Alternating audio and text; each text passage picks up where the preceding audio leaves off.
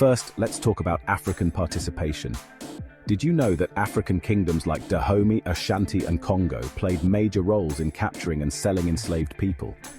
Victorious tribes enslaved their enemies, people were sold to pay off debts or as punishment for crimes, and African elites gained European goods like guns, textiles, and alcohol in return. It's a harsh reality. Now, onto European demand and exploitation. The need for labor in the Americas fueled the slave trade. European colonies needed workers for their plantations of sugar, cotton, and tobacco. The infamous Triangle Trade saw ships from Europe bring goods to Africa, then transport enslaved people to the Americas, and finally return to Europe with raw materials. The Middle Passage, this forced journey across the Atlantic, was deadly, with horrific conditions leading to countless deaths. But wait, did you know the Arab slave trade predated the transatlantic one? From the 7th century onward, millions of Africans were taken to the Middle East and Asia.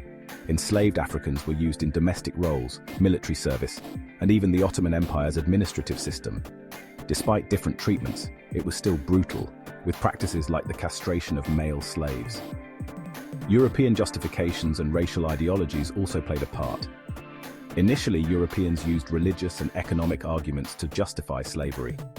Over time, pseudo-scientific racism emerged, dehumanizing Africans and institutionalizing slavery in colonies, creating deep racial hierarchies. Lastly, let's remember the resistance and abolition movements. Africans resisted through revolts like the Amistad Rebellion and the Haitian Revolution. Abolition movements in Europe and the Americas gained momentum in the 18th and 19th centuries. The British outlawed the slave trade in 1807 and used their navy to enforce abolition, though illegal trading persisted for decades. Understanding this deeper context is crucial to grasping the full impact of this dark chapter in history. Thanks for watching, and stay curious, my friends.